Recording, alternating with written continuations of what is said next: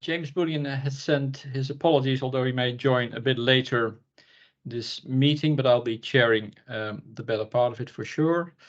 Welcome, everyone. I should first correct the record from last time because we didn't welcome all of the new members and attendants. So I'm conscious, and not everyone may be on the call presently, but for the record, I want to welcome Andrew Bell, the local dental committee, Lawrence Siemens, Tony Dean from Community Pharmacy Norfolk, Jason Stokes, local dental committee, Deborah Deprin, local optical committee, and Tanya Farrow from the Community Pharmacy Suffolk. I hope that's the complete list, but welcome either today or last meeting or in future meetings.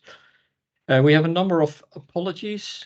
I mentioned James Bullion, but he may be joining a bit later.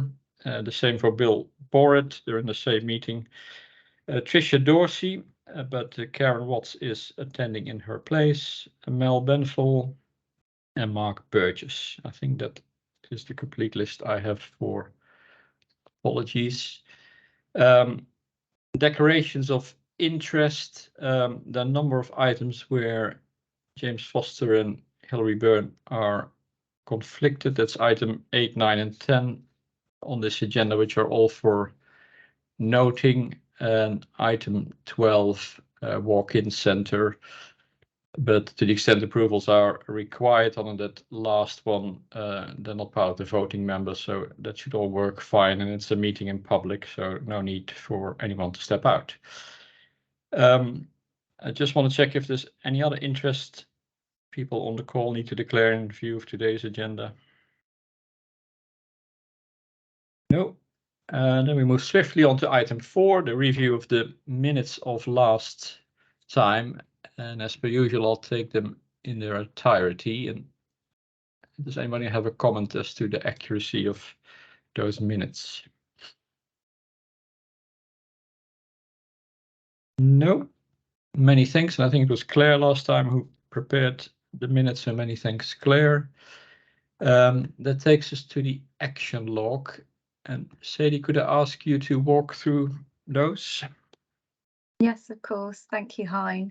So action number 137, this was about linking in with individual risk owners around target dates, and that has been done.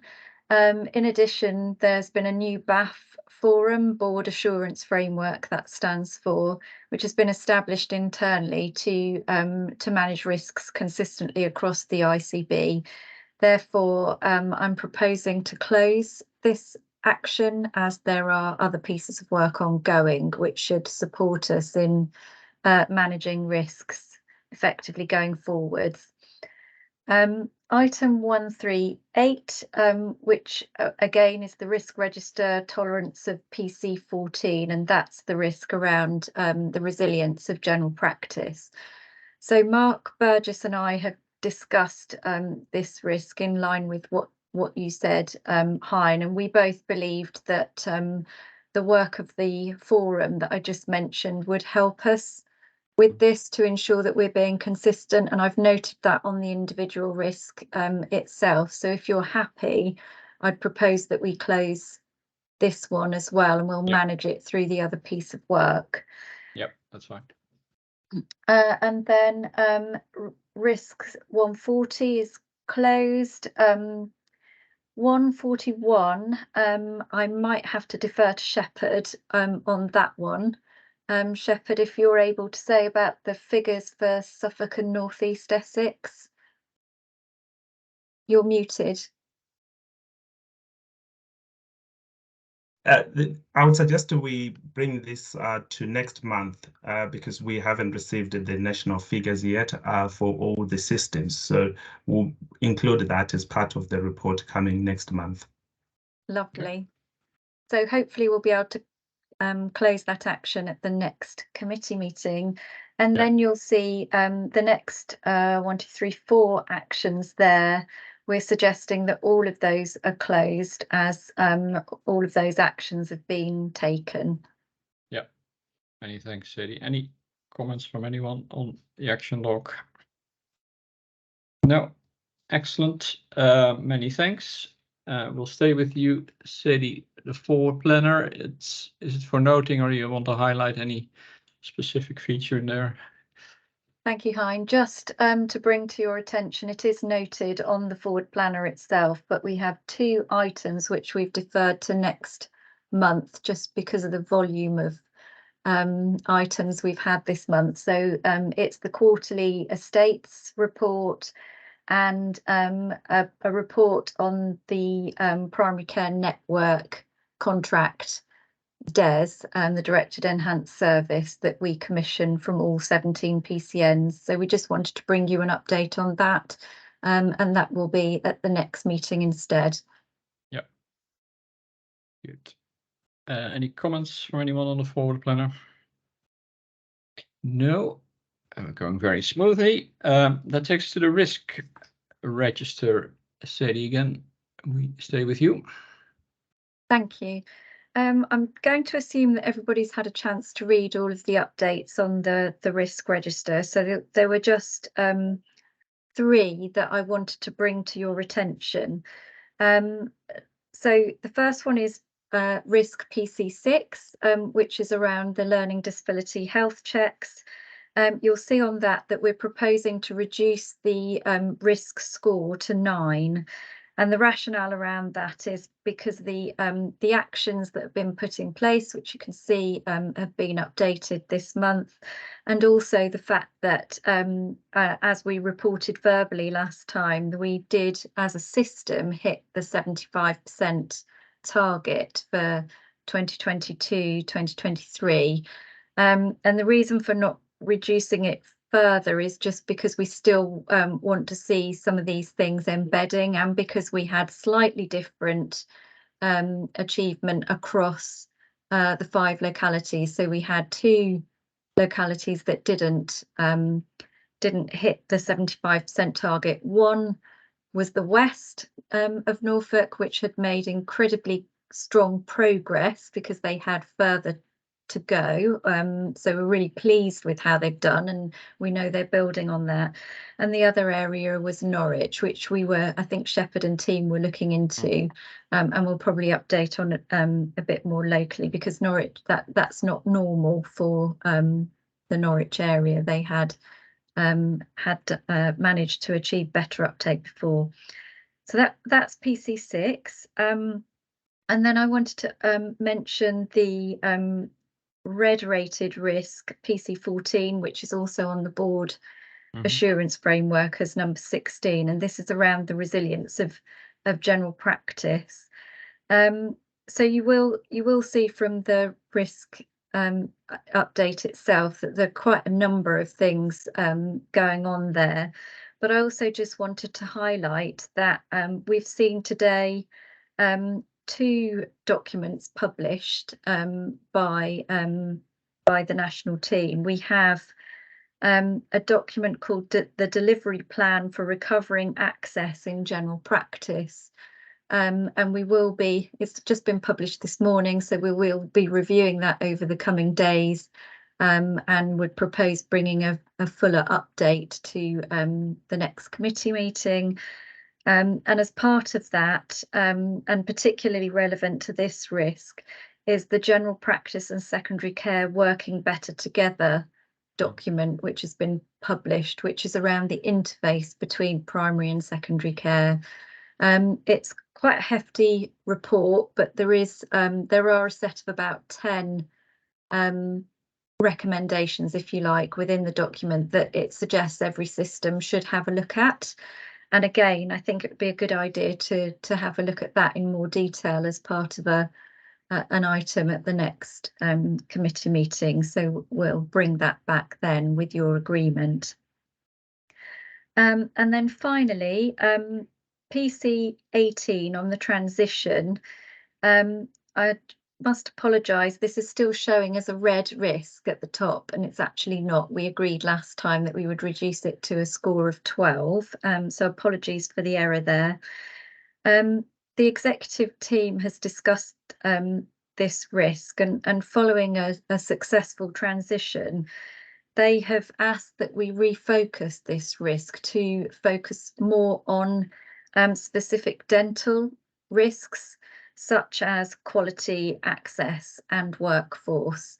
So if committee members are happy for us to do that as part of this risk rather than creating a new one, then we propose to do that going forwards. Okay. Thanks, Sadie, and thanks for bringing those two documents that were published today. I was aware of the former, not of the latter, so I think it's an excellent idea to bring it back to a next committee meeting once you had the time to review that. Any comments or questions for Sadie on the risk register? There was one item which I know is being touched upon also in Jade's update later on, so maybe Jade can pick it up then, but I was interested to see the difficulty in counting ARRS recruitment numbers, so maybe that can be picked up by Jade. Thanks for noting the risk scoring on PC 18. I'm fine to focus it on dentistry, so I suggest we move ahead, and time will tell whether that's the right focus, but I believe it will be. So let's proceed accordingly. If there's no further question on the risk register, we move to item 7, and over to Jade. These are reports we've seen several months ago in the status they were then at, and of course you've done lots of engagement since then, so it would be good to also hear from you some key updates that have been made and the bigger updates you want to make. So welcome, Jade, and over to you. Thank you. So yes, I've taken the reports have been read. So what I just want to do is highlight the executive summary of the activities so far within 22 and 23, because it's a reflection of that. All the programs that you can see that have been delivered, which are represented visually, and also within the appendix, which shows you the level of detail. Just to give you the highlight figures, over 52% of general practice staff have been supported through these programs. That's a total of 1,787 staff members have either received direct support in either education and development programs, local retention programs, coaching, mentoring, and also the fellowship pathways. So you can see the amount of work that's been going in over the last 12 months. The other bit that I wanted to highlight was our clinical ambassadors, which have been featured in the main report, because it shows you the type of work and the activity they're doing through the primary care networks, also through our future pipeline of staff coming through our health education units. So you'll be able to see the level of support they're providing. And if I can just sort of pick up on the discrepancy in terms of the data reporting that I've featured in one of the risks, we have noticed the amount of recruitment is not being reflected nationally. So locally, Norfolk and Waveney have done extremely well within their recruitment for additional role staff, and that also has been supported through our ambassador work. What we have noticed is there is a discrepancy about the reporting nationally. So we're still unpicking that information. We understand that the issue is that practices may be reporting those staff members through a practice lens rather than through the primary care network. But we are working with each of the primary care networks just to understand if that is a true reflection, to make sure that what we know that we've recruited in is reflected nationally, because obviously that's showing a negative trajectory in terms of the workforce. The other bits that I wanted to highlight was obviously the great work of the health and wellbeing professional leads that we have that covers all sectors of primary care within that. So they're making great progress in terms of the work that they've been engaging with all the primary care 4 sectors within that. Would like to highlight the 2 particular strategies that we're asking for approval today. The first one is the primary care workforce strategy. There has been significant updates in sections 3, 5 and 6, and that is just to highlight what those are. It's looking at our workforce numbers, so we're really drilling down in terms of our workforce supply. We're also looking at our student pipeline. That's a very big key feature for us, particularly for our trajectory and what we're forecasting within the next 12 months within primary care. And when I'm referring to primary care for the strategy, that is general practice, but going forward, we will be looking at the other 3 sectors of primary care. Also, the work of what we've done is also reflected in the Appendix 1 of the work. So you can see that 52% of staff within general practice being supported, and going forward, we'll be looking to report that for all the 4 sectors of primary care and how we've achieved that. The comms and engagement strategy that's been updated has had a general overview that is based on the activities that were performed within 22 and 23. But the significant areas that have made an update is section 9, 10 and 12, and that's really about the engagement work we've done with key stakeholders, the activities that we're proposing going forward, and also the refresh of the work that we've been doing. So that gives you an overview of the programs of work, and I'm happy to answer any questions. Many thanks, Jade, and inviting members attendants to ask questions or give comments. One, if I may, somewhere in the document, in the workforce strategy document, you say that you're also in the process of incorporating the newly added pharmacy, ophthalmology, dentistry, and it will be later this month. So is it the intent for this document to then come again to this committee, or how do you intend to work that? Yeah, so in terms of the strategy, we're proposing that it will come back in at the end of Q2, because that will allow us enough time to go through all the, at the moment, we're looking at the baseline activity for those other 3 sectors, so we can understand the intelligence and working and developing those key relationships, plus also building on the programs that will be needed going forward. So we're looking to bring that back at the end of Q2. Excellent, thanks. James Reader. Yes, thank you very much indeed. Could you tell me what the ideal numbers of staffing are? I mean, across our piece. I mean, we say that we've got 513, I think, whole-time equivalents. I mean, what would one ideally like? And my second question is the GPs in training. When do you see that they will be fully fledged and adding to the 513? Thank you. Yep. Thank you. So we have done a piece of work in terms of our demand and our capacity. So that's specifically if we're looking at general practice. So we have forecast the types of appointments that are coming through based on the types of clinical staff that we would need.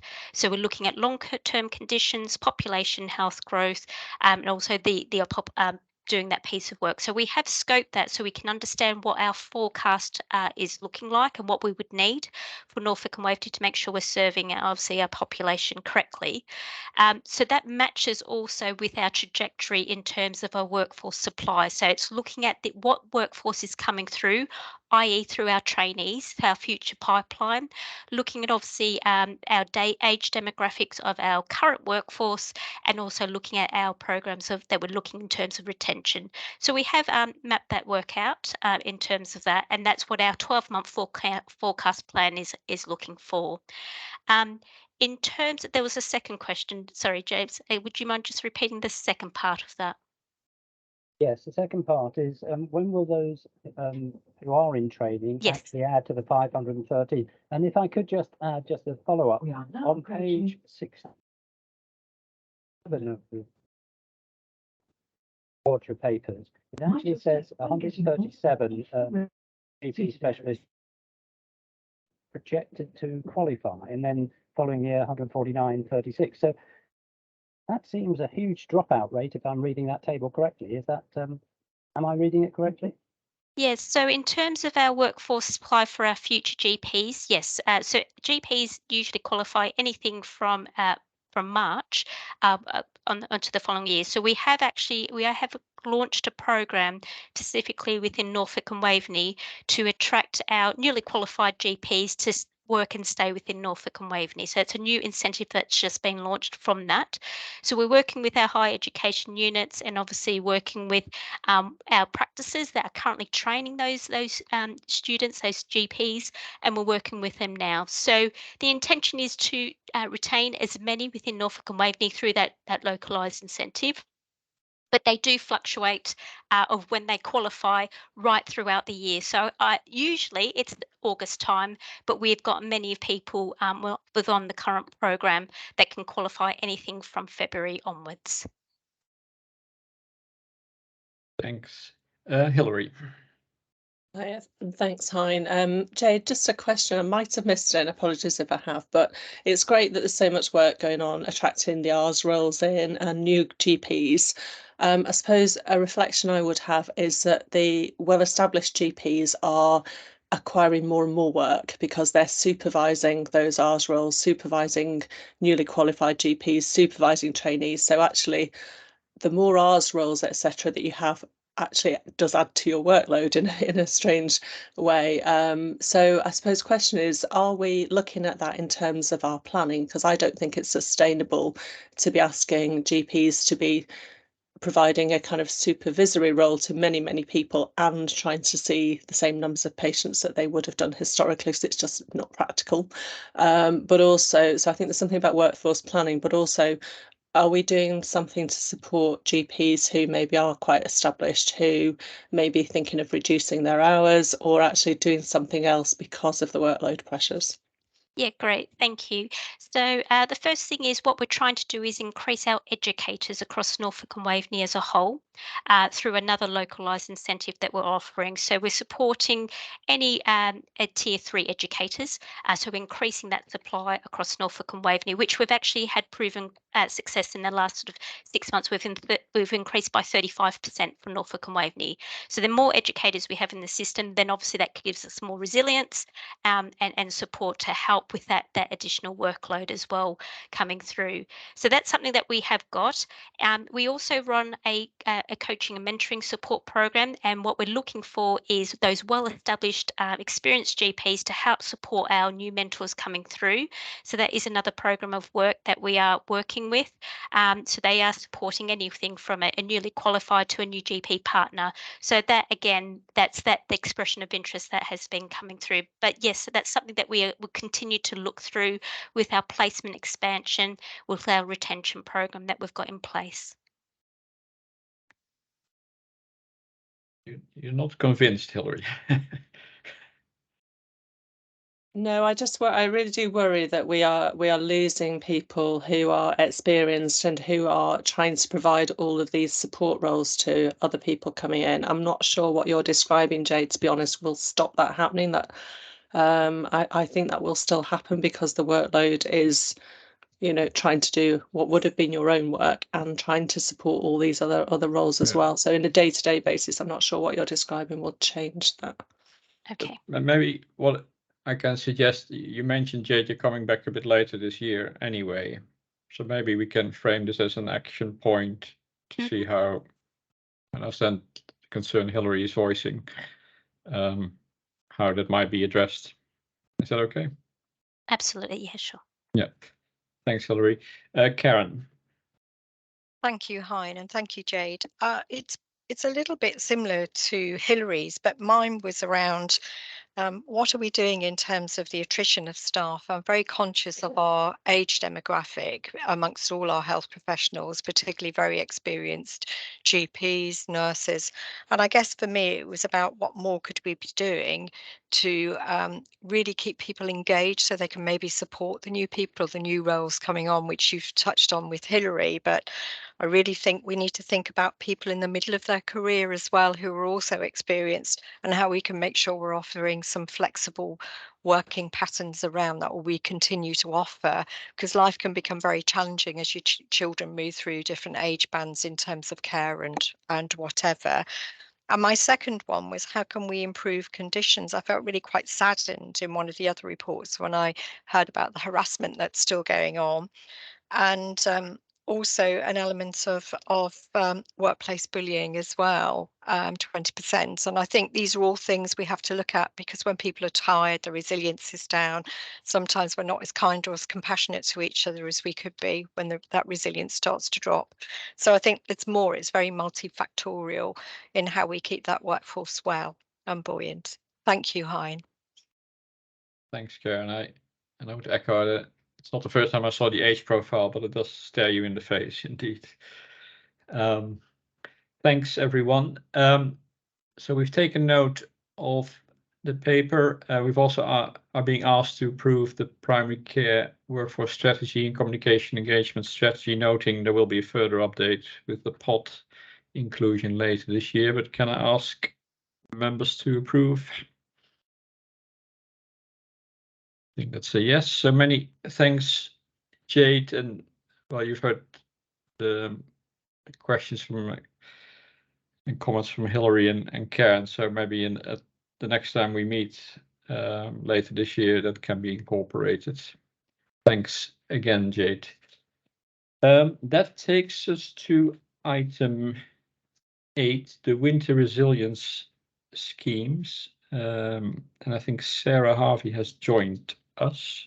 So good afternoon, Sarah. Good afternoon. Over to you. You can assume people have read the paper, but grateful if you can pick out the highlights and we'll open it up. Of course, thank you. Thanks, everybody. Good afternoon. So the purpose of the paper was just to provide a high-level summary of how the winter resilience funding was utilised within general practice to support the delivery of additional appointments and overall practice resilience in winter. So as you can see from the paper, the use of funding was determined by practices based on the greatest need and their ability to operationalise schemes within limited timeframes. There was a huge variation of how the funding was used across the system, and I think some localities took a slightly more strategic approach, and some were very much led by the practices and how they felt they would be able to operationalise the schemes. I won't talk through all the detail as it is included within the paper. I think the feedback from practices and locality teams, but this was incredibly beneficial funding, and they found it incredibly useful to be able to support their additional activity throughout winter with some additional funding. So it was very well received, and I think it was very well utilised across the system. I would say generally some learning from this is that there's potentially scope to utilise it slightly more strategically across the system. I think recognising that Great Yarmouth and Waveney very much focused on a network level arrangements primarily, which is where we would like to take all of our locality teams towards moving forwards. I think we could use some of the learning from how Great Yarmouth and Waveney used funding in this financial year if we are to be successful in getting any winter resilience funding next year. I've highlighted where you can see benefits and additional appointments, and there is still some data collection going on within localities to quantify that locally. As I say, it's just a high-level summary to provide PCCC an overview of how the funding was utilised. So I'm happy to open up to any questions. Thanks, Sarah.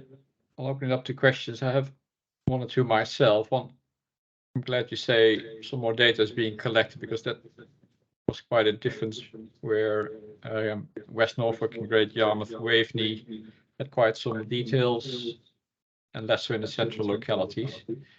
So it would be great, and maybe we can log it as an action point to hear some more or see some more data from the other localities. And the second point is, how will this learning between these localities be shared? That, as you said, the more strategic approach that seems to be happening in Great Yarmouth and Waveney, that others can take note of it and maybe learn, and vice versa, that others can learn from one another. How is that happening? So I think it's reflective of where some of our PCNs are in terms of maturity, and how there is variation of that across the system. Clearly, I think, like I said, where there is some great use of how the funding has been used strategically, I think that would be for me to work with the Great Yarmouth and Waveney locality to take away the key points and their key learnings, and then share that more widely across the rest of the system with our other with our other PCNs, and where they feel that there's additional support required to be able to do so, it's thinking about how we would facilitate that. Thanks. Any other questions or comments for Sarah? No, many thanks. It was here for noting, so many thanks for the update, Sarah. Thank you. That takes us to item 9, 5 locally commissioned service. Shepard, you will guide us through that. Thank you, Hein. Just to say, this paper is for noting, and I will also take this paper as read if that is okay. Yeah. Just a little bit of background information is included in this paper. Members will recall that we presented a paper 2 months ago requesting the approval to recommission the 5 locally commissioned service lines. And the committee approved this then. As part of that request, we made a commitment to continue to work to update the related service specifications for implementation in Q2, that is the beginning of July. I'm really pleased that we've made so much progress to review the service specifications, and that process has been completed. We are now up to date with the service specifications for all the 5, and these went through quite a rigorous process with our clinical leads in the ICB, and also working closely with our colleagues from LMC on behalf of practices. And just to call those services out a bit, so you've got the eating disorders, the spirometry, then the serious mental illness, diabetes, and inclusion. So these services, as approved 2 months ago, will continue, but with now updated service specifications. And in terms of just the update, it's to do with updating to reflect changes in some of the clinical guidance, to update the coding and all the key things, but there are no expected changes in terms of the funding envelope, and this is yet to be agreed in line with all the financial processes for this year, that is the budget for this year. In terms of the next steps, obviously we are still working through and waiting confirmation of the funding for this year, and once that has been completed, the service specifications will be shared with practices as part of that implementation. And we hope that these service specifications will be shared with the practices before the end of this month. I will stop there, and if there are any questions, I'm happy to answer. Many thanks, Shepard. Clear note. Any questions for Shepard?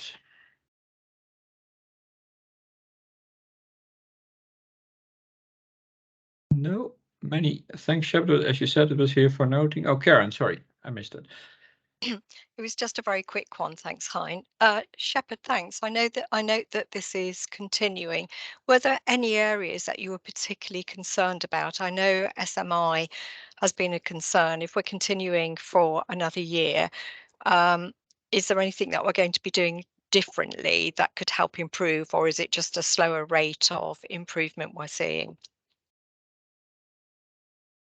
I don't have any significant concerns about the revised LCSs, but I know that there's wide work that we need to bring together to continue to improve the delivery of service for our local population, and I probably would stop there, but there's a lot of work going on to support the delivery of these service lines. Thanks, Karen. Again, many thanks, Shepard. And that takes us to item 10, enhanced access. And I think Carl will talk to that. Thanks, Chair. Hi. Yeah, I take the paper as read, and the is a paper just to update the committee in regards to the progress made in terms of commissioning the enhanced access service. As previously advised in the previous paper that came to the committee, 17 plans were agreed and the access service was rolled out from the 1st of October 2022. Stated that PCNs must deliver 60 minutes of enhanced access appointments per 1,000 weighted list size based on a new weighted list size called the PCN adjusted list size. So with a population of 1,120,324, PCNs were obliged to provide 67,245 minutes per week of enhanced access appointments between 6:30 and 8 p.m. Monday to Friday and 9 a.m. to 5 p.m. on a Saturday. I'm pleased to note that this has been rolled out and the various PCNs are delivering on the number of minutes provided in Appendix A. There have been some challenges, but we have been assured that the appointments are being delivered. The appointments are being delivered by a mixture of skill sets, GPs, nurses, etc. And these are either face-to-face, telephone or other. So as from the 1st of April 2023, we have now written to all PCNs to advise them of the upgraded figures in terms of the population growth, and we now have a population of 1,124,259, and that equates to 67,440 minutes per patient population. So yeah, that's the paper. Any questions, please? Any questions or comments for Carl?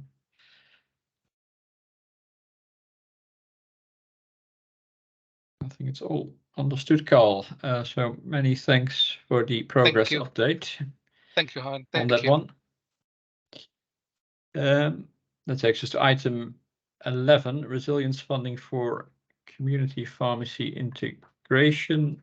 And I think we have Sharon Gardner with us. Good afternoon, Sharon. Good afternoon. I'll hand over to you. I know you're also seeking approval. We'll come to that at the end, but let me first hand over to you for an introduction on it. Thank you. Good afternoon to the committee, and thank you for inviting me to present this report. Just firstly, because I've not been here before, just like to introduce myself. I'm the new community pharmacy clinical lead 6 weeks into my role, and I'll be supporting the primary care team on the integration of community pharmacy within the system as the community pharmacy expert. I have worked in Norfolk and Waveney both as a pharmacist and a pharmacy leader for over 23 years. In terms of the report, I will assume the report is being read, but I would just like to highlight some key points to you all. The main point for the committee to consider is the agreement of the distribution of the funds that were received from NHS England to the pharmacy contractors as part of the resilience support within our ICB. The Community Pharmacy Integration Programme intention is for every community pharmacy to have the opportunity to engage with primary care networks, local neighbourhood teams and other key stakeholders. The current position is that even though our pharmacy contractors work within these PCN boundaries, we do not really have any real visibility within these networks. It has already been proven historically where communication channels have been established locally between stakeholders through mutual agreement that the best outputs are achieved. In terms of the funds, we've worked with the local pharmacy committee, the LPC, to ensure a fair and transparent approach to the distribution of funds in line with the stipulated programme objectives. This will constitute a single one-off payment to the pharmacy contractors with an even split of funding from NHS England. In terms of the programme objectives, the minimum requirement for our pharmacy contractors will be to provide the contact details of a named deputy per pharmacy. This will enable the ICB to build a database of contact details which will be shared with our PCN leads to allow locally for these communication networks to be built and tapered to the required needs of the locality teams. From an ICB level, we'll be looking at supporting the development of these pathways through engagement with the key stakeholders through the appropriate communication channels. The programme objectives looks to establish communication processes between PCNs and community pharmacy for things such as exceptional stock shortages, pharmacy closures, and also to increase capacity into the new nationally advanced and locally commissioned services for the pharmacy. This will also be even more relevant today after the release of the NHS England delivery plan for recovery access to primary care. To note, 3 PCNs will be utilising some additional funds to run a pilot where there will be a nominated community pharmacy PCN integration lead. And with these PCNs, we will be looking in more detail the deliverables and utilising feedback to design best practice for these communication channels. This is part of a wider national pilot, and feedback will be gathered at the beginning and throughout the pilot to gain the best insight into what good looks like so pathways can be developed for the future. With that, I believe I've covered the key areas, but I'm more than happy to take any questions if there's any further questions. Many thanks, Sharon, and happy to see you in the role you have. I'll open up for questions and comments. You touched upon, this is not a new phenomenon, but it's, I guess, the first time we see it because of the addition of dentistry and, sorry, in this case, pharmacy in the mix. So was the funding split done in the same way, evenly split amongst the contracted pharmacies, or is this a different approach? I'm not sure what the previous approaches have been, but for community pharmacy, I don't believe we've ever had any resilience funding from NHS England before. Okay. So this is a brand new thing, hence why, as I say, we worked with our key stakeholders to understand what the best output was, which was an even split between the contractors. Yeah. No, I misunderstood. Well, and certainly welcome. Many thanks for the clarification. I see a few hands up. Hilary?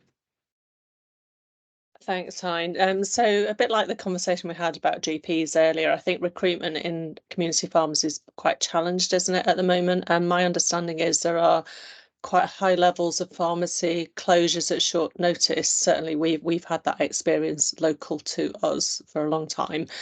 So it sounds great, but I suppose my concern would be, is there a disconnect between what's written on paper and we want to deliver and what we actually have got the people on the ground able to deliver? I think in terms of the PCN lead pilot that we actually had 6 or 7 candidates apply for that role, even though we only had 3 spaces. So obviously showing that there are some people out there that do have capacity and the ability to engage. I think we already have some really good examples of where community pharmacy is engaging with their local stakeholders already. Don't get me wrong, I believe there are some areas and some areas where we do not have capacity to do that, and I do take that on board. But I think the general rule is where we have capacity, we should be utilising methods like this to ensure that we are increasing those communication channels. Obviously, the report today has seen an additional £624 million worth of investment into pharmacy, I believe, and obviously that will help support around things like closures, etc., and give the capacity to the pharmacies to be able to potentially take on more services. Thanks for that. Karen? Thank you, Hein, and thank you, Sharon. I guess the question for me, and I must be joined at the hip with Hilary today, but it is about the workforce. I think this is fabulous, but I do worry about pharmacists in general, about the retention, the recruitment, the attrition, because you have your own functions that you have to meet, and I think working in primary care is fantastic, but how do we train more people, and how do we attract more people to want to come and work here, and most importantly, having a sort of meaningful career in terms of the different aspects that people can deliver. I've worked over the years with many pharmacists and they've been amazing. So for me, it's how do we keep the workforce? So I think in terms of the workforce, I think Jade touched on that. In terms of the workforce plan, there is an element of the pharmacy element of that workforce plan is to be worked on, and I will be working with Jade and the community pharmacy workforce to see whether we can have an element on that. We do already have programs in place. I believe the STAR program, and I think we believe that we work quite heavily with the UEA, not necessarily around the training of the pharmacist, but it's more around the retention into Norfolk and Waveney, because notoriously I remember moving here 23 years ago because there was a recruitment problem in Norfolk and Waveney, and I moved all the way from the northwest, and I was only going to be here for a year, and 23 years later I'm still here. So I think in terms of the retention, I think it's looking at keeping those students when they qualify and wanting them to stay within Norfolk and Waveney would be my aspect. in terms of pharmacy, there is not a lack of willingness to do this. I am a community pharmacist and I have always been, and my passion was always services, and to have a recognition that pharmacies are clinicians within the primary care pathway, for us to be recognised of our skill. There will be a lot of pharmacists out there that are very willing to take on these additional services. I think the contentious issue around this has been the lack of funding that we've received from the government around being able to deliver those services. So I have no qualms that there is a willingness, absolutely, and we just need to navigate our way through the current resource challenge that we're having. And as a previous area manager of a big multiple, I absolutely recognise the challenges that we have around workforce, and it is very hard. But I believe the key element to this is the retention of those students once they leave the UEA in Norfolk and Waveney. Very clear, Sharon. Many thanks. Michael. Yeah, I just wanted to highlight, some of the team are manning a stand at the Clinical Pharmacy Congress this weekend, so Friday and Saturday, to attract people to showcase Norfolk and Waveney as a great place to work in community pharmacy. So we're hoping that will certainly raise the profile of the area and its attractions, etc., and you know the job opportunities that we've got going. So we're certainly doing some proactive work in that area at the moment.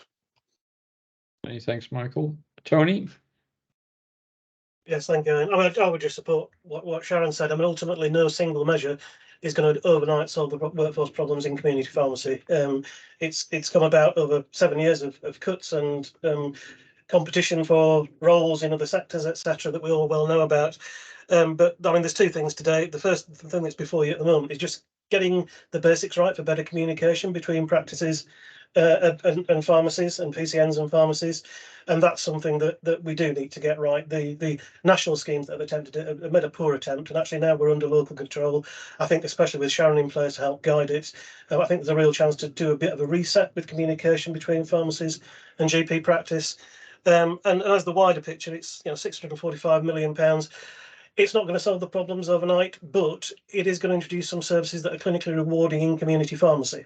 And if we can properly integrate those within the system, then potential for that to properly take pressure off GP practices.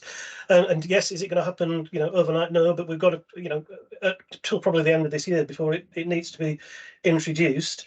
And while we're not going to recruit massive amounts of new staff by then, we can get the communication pathways better to make sure that expectations are understood and what can be achieved is mutually understood between practices and pharmacies. So it's all very positive signs, and maybe a sign that the government now see community pharmacy as a solution that actually needs properly funding to actually do the job instead of just being told it needs to do the job.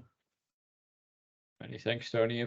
For those who joined a bit later, as Sadie mentioned, the announcements of today are very fresh, and the team hopes to provide a note for the next meeting, having been able to reflect on that. James Reader. Yes, thank you very much. Just quickly following up on some of the comments about profiling and talking about all the good stuff that's in Norfolk and Waveney. Are you engaging well with local authorities to actually show what other facilities there are and why it is a good place to live, or is this very much going out on by yourselves, just showing the profession, working with highlight why we're a good place to live? Who wants to pick that question up? Because it's a broader question than just pharmacy, I think. Sadie? Yeah, I think it is a really good point, because it's not unique to health, that we have workforce issues and recruitment and retention issues. I don't know if Jade's still on the call. She might not be, but certainly the ICS has a workforce group. We have at the ICB an executive director of people, and I know that across all sectors that they are considering how we can work together to better and more consistently advertise Norfolk and Waveney as the best place to live and to work, which is in line with one of our ICS ambitions, actually. So I haven't necessarily got the details. We can probably come back to you on that, James, in more detail once I've had a chance to chat to Jade outside of the committee meeting. Yeah. I think it's probably to log it as an action point. I know it's wider than just primary care, as you say, but let's use the opportunity just to clarify for all members what actions are being undertaken in this regard. Good, many thanks. Excellent discussion. As the paper said, members are asked to support the distribution of the integration funding as outlined in the note. Are members happy to approve? I take that as a yes, so we'll log it accordingly. So many thanks, Sharon. Good note, excellent discussion, and look forward to seeing at the next opportunity. Many thanks. Thanks. Good. That takes us to item 12, Norwich Walk-in Centre consultation. As you know, a lot coverage on this topic over the last few months, and the report is published on Friday together with the recommendation made by the Integrated Care Board team. So in a moment, I'll ask Sadie to introduce the topic, and then I want to invite members to ask questions or comments, and given the interest in the wider arena, I also want to offer an opportunity for other attendants, members from the public, to ask any questions they may have or give a comment. But first I hand over, and there's some matters that members are asked to approve. But first let me hand over to Sadie. Thank you, Hein. So yeah, as Hein has mentioned, we published the report on Friday following the end of the pre-election period. And the consultation took place for about 2 months, from the end of January to the end of March. And you can see there that we had a fantastic response to the consultation. We had over 3,000 surveys completed, as well as the local interest from media, local politicians, local stakeholders, as you will all have seen reported. In analysing the responses to the surveys, I think we heard very strongly from both patients who use the walk-in centre, local stakeholders working in the health and care system, and the wider public, that they value the walk-in centre service greatly and that they would wish for it to remain open. We heard that the service is valuable when people can't get an appointment from their GP practice, that the ability to walk in is very useful for people who might not be registered with a GP or who might struggle to make an appointment using the usual methods of contact. And we also heard from people through the second part of the survey the factors that are most important to them in accessing appointments, and those are the availability of appointments and being able to access healthcare when needed, whether that's through same day, walk-in, or booking appointments in advance for less urgent needs. So in view of the feedback, we are making a recommendation that we support option 1 of the consultation, which is to keep the walk-in centre open and the GP practice and the vulnerable adult service in its current form, and commission a new contract when the service expires in April 2024. And this is our recommendation, which will, it's already been considered by our executive management team. It's coming here today, and given the huge public interest in this, the executive team has asked that this decision is actually made at the ICB board meeting on the 30th of May. So today we'd like to ask primary care committee members to note that, but also to recommend to the ICB board that they approve the recommendation that I've just spoken about. And separately to that, in response to the feedback that we had from the consultation, it was very clear that it would be welcome to increase the capacity at the walk-in centre.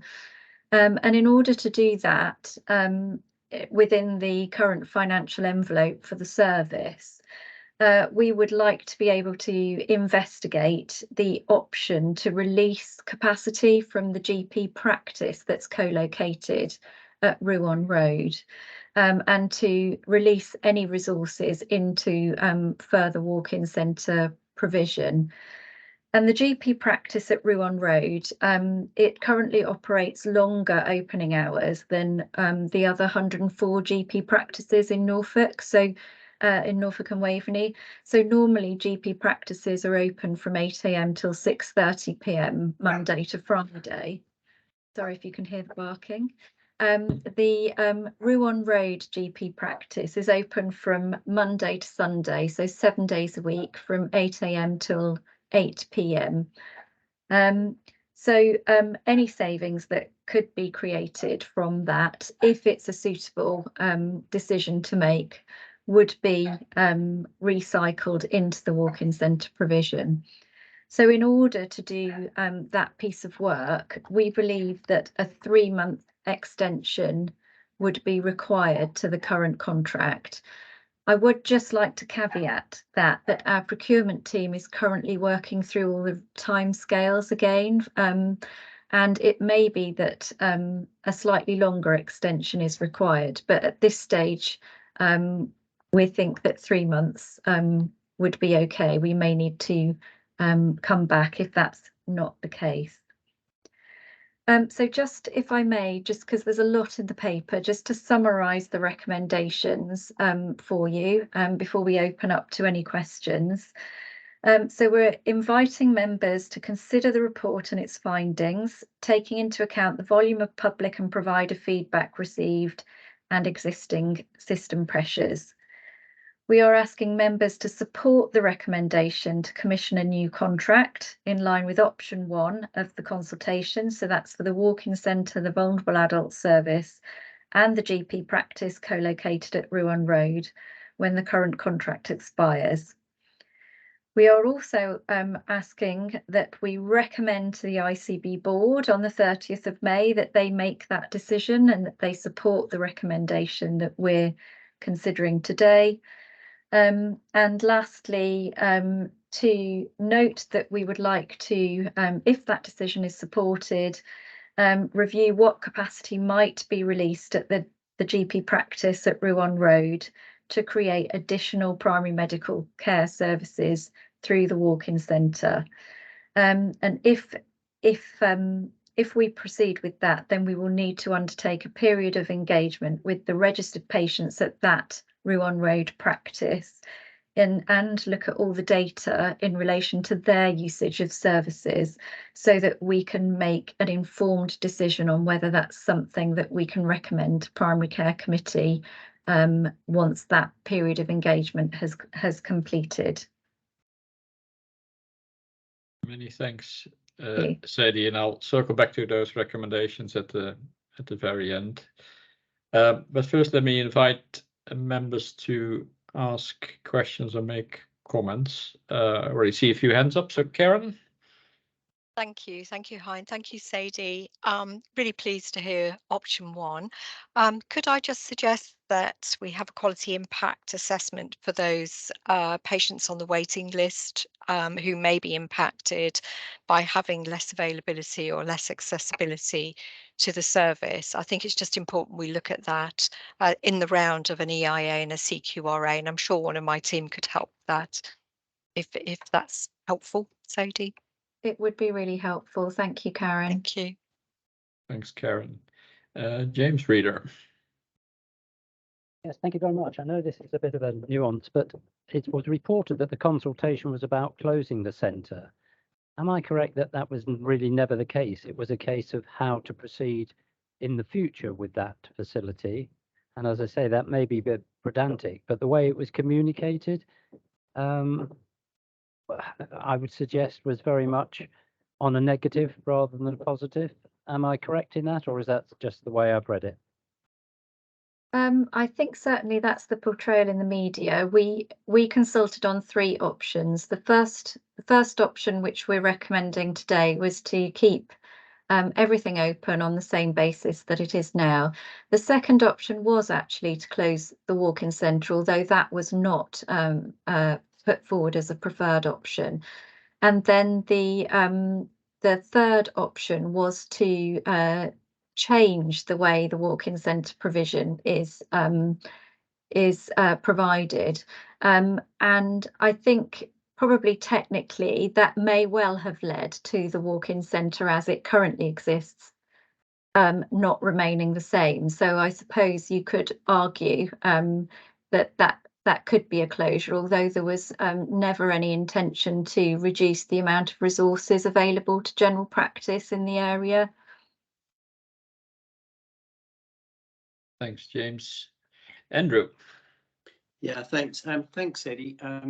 As you know, Healthwatch, the overwhelming view of the public was in favour of keeping the walk-in centre open. Seems to be very valued.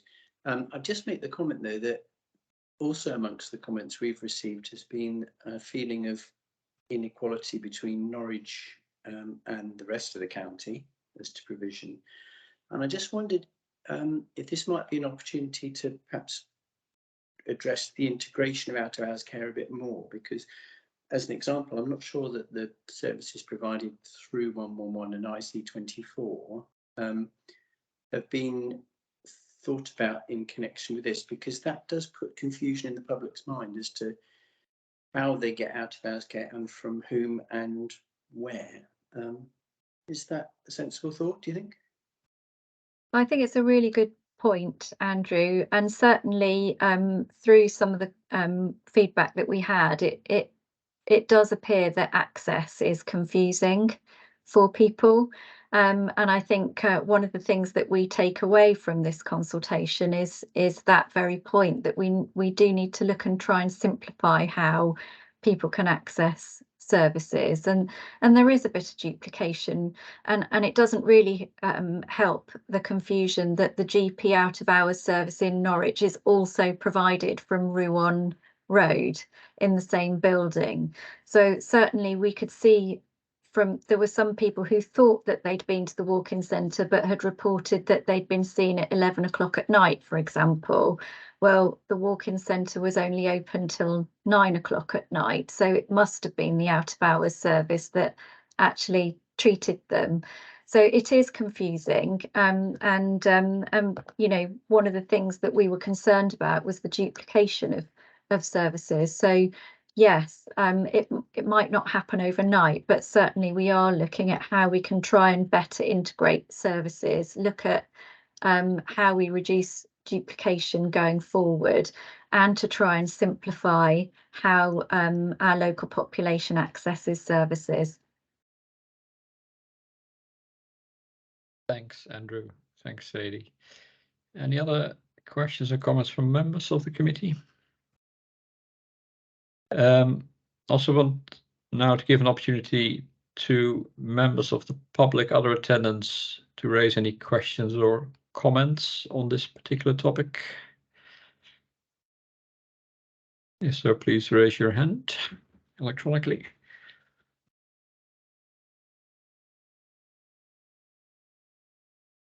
If not, there's some items for approval, so I'll reread what Sadie read out earlier in terms of recommendations made, and I'll ask for members for their votes. And I think it's also particularly important to log what voting members say in this regard. So we've taken note of the report. Members are asked to support the recommendation to commission a new contract for the walk-in centre, vulnerable adult service and Rouen Road GP practice when the current contract expires in March 2024. Do members approve?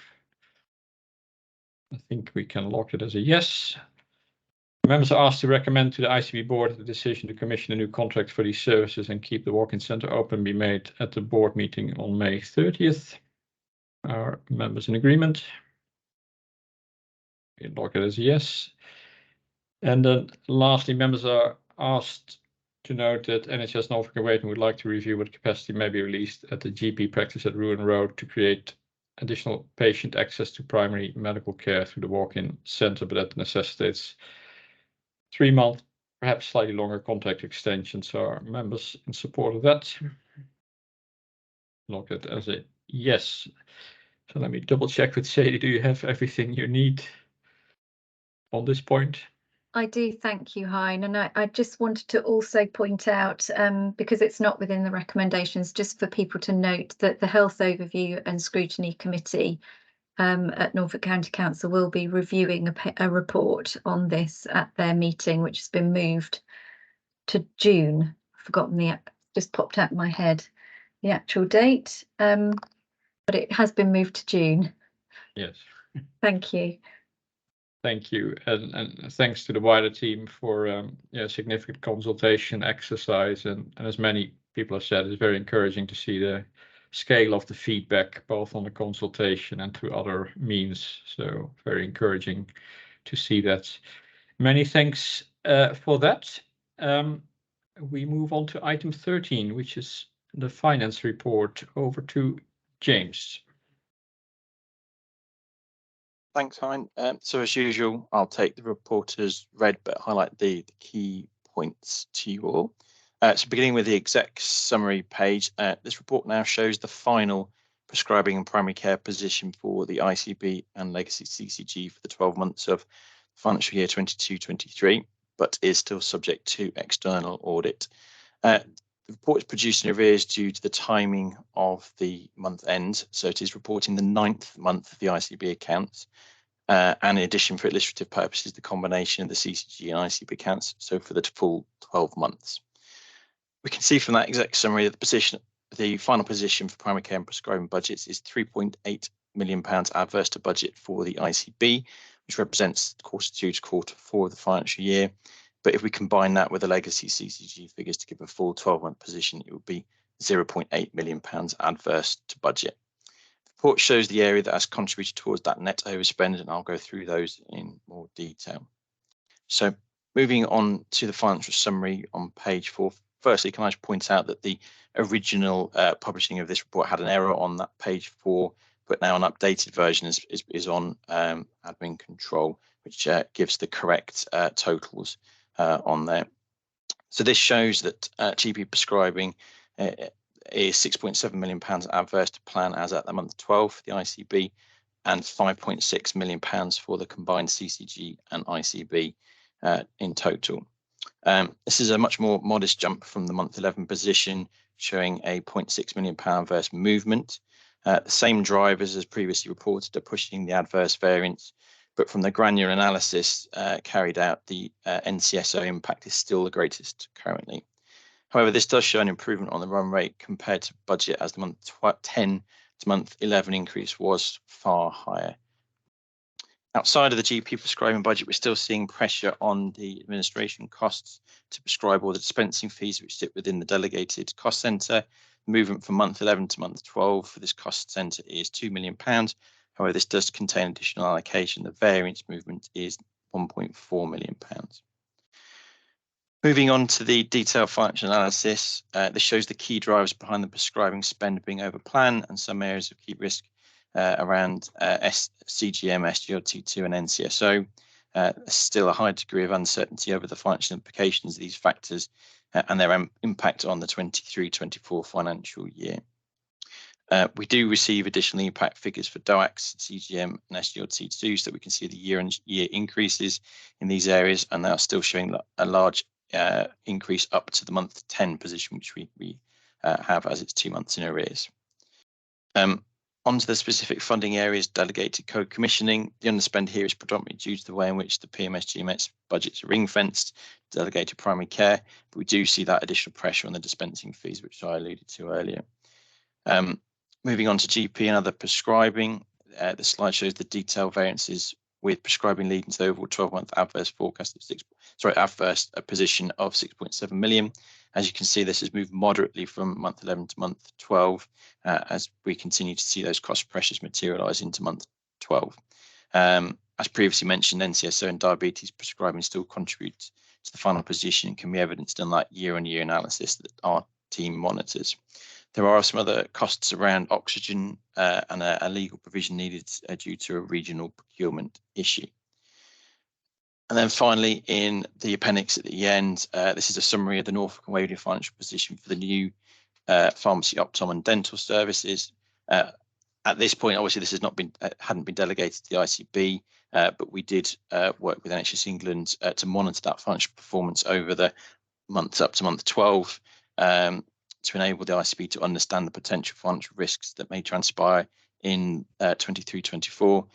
As you can see in aggregate, the three services underspend compared to the indicative allocation, with dental optom underspending due to lack of access and lack of activity, whilst pharmacy overspends. And these trends are replicated at a regional level. And we'll need to understand the granular drivers of these variances as they become delegated to us, and that will be reported from month 2 onwards. So that was all I was going to go over. Are there any questions at all? Many thanks, James. And if I look over the 12-month period, to have only a small overrun whilst facing a lot of pressure on GP prescribing is no mean achievement. So great, pleased to see the total in that regard. Any questions or comments for James? No. Many thanks, James. That takes us to item 14, prescribing report. Michael, over to you. Thanks, Hein. So this is a report for noting, and it's around some key spend, cost pressure and quality indicators, particularly. Next month, we've been asked to focus on a look back at the prescribing quality scheme and the switch scheme, which we'll highlight top line figures and lessons learned and key things for noting, because we'll have March data then, so we'll have the full year effect, etc. So I'll take the paper as read. Last month we moved from second position, just for highlighting, to third position in terms of relative spend to our colleagues or in ICB colleagues around the region, and we've managed to maintain that just this month. All things being equal, which they're clearly not amongst ICBs, we would be the highest spenders because of our highest deprivation scores, so that patients with higher deprivation scores tend to have more long-term conditions and higher acuity long-term conditions, and therefore more medicines. So to be at third is doing pretty well. In terms of no cheaper stock obtainable, so the price concessions that occur when shortages happen in our highly regulated market in this country, table 1 shows you that they're actually coming down from what shows in table 2, the peak in December, which was basically £1 million cost pressure that month, partly due to significant shortages of antibiotics, which meant that they were procured from wider areas and at higher costs. So March is predicted to be about £500,000, and April, but high level of uncertainty around this, about £350,000 in terms of cost pressures. But you can see at the total on the left-hand corner of table 1, our cost pressures this year were 8.1 million from these shortages and products going back into the drug tariff, so at normal business as usual prices at a higher price as a result of after the shortages is allegedly over. So it's cost pressures and relative spend compared to the region. Dependence forming medicines, there's been a little adverse shift on a couple of them, but fairly minor, but we will be looking at this a bit more closely in prescribing leads meetings and looking at outlier practices to see what's going on there, because high dose opioids, get my words out, shouldn't really be going up. On the whole, they should generally be going down. So there's maybe some communication to occur with possibly individual prescribers around approach to chronic pain, etc. there. Hypnotics and anxiolytics moved back to 5th position, so we'd got to 6th position nationally on that. So we're sort of juggling around that, but the trend is downwards, which is encouraging and at a faster rate than national. Usual antibiotic indicators there. Our volume is still relatively higher, and if you look, you can see the PCNs that contribute to that, which we continue to work with. Our percentage of higher broad spectrum antibiotics is actually lower than the target, so that's to be congratulated, and we list the practices. All this data is in the public domain, I should say, on open prescribing, so we're not revealing any data that's in any way confidential or not already available. Just highlights the practices that are in the 90th percentiles, etc., on those indicators for information. And again, this the antimicrobial indicators are in the prescribing quality scheme this year, and we're doing a bite-sized primary care session on antimicrobial stewardship with our regional antimicrobial stewardship lead in the near future. So it was held in April. I didn't manage to attend it myself. So we are doing some we have been doing some training on that subject. Comments welcomed. Good, many thanks, Michael. Any questions or comments for Michael? You highlighted the table to remind us why the peak in December occurred. Yes. So we can follow up offline, but do you have sort of an overview of what drives the bars, the height of the bars, or is it more your knowledge of the market that you know, well, this has to be antibiotics, etc.? It's hard to say. Antibiotics contributed heavily in December, but it does seem to go in cycles. It just builds up some shortages with key other medicines, and the antibiotics on top just led to that peak. It does seem to, as you can see, there's a kind of helter-skelter approach in Table 2 Finance. Elspie, what's your intelligence on how it's going to change? And that's difficult to say, I have to say. So it's an unknown quantity. The trajectory is certainly downwards at the moment, which is to be welcomed. Yeah. Thanks, Michael. That takes us to any other business. Anyone? Any other business?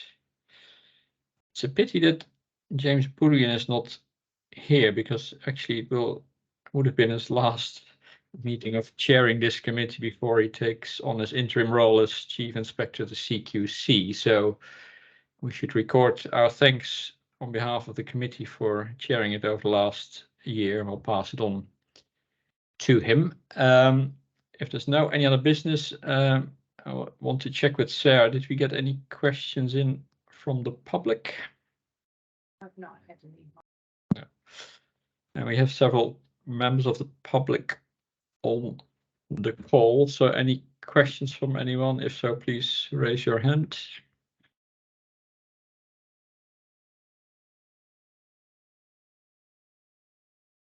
No, many thanks. That concludes part 1. For those joining part 2, I suggest we reconvene at 3 o'clock.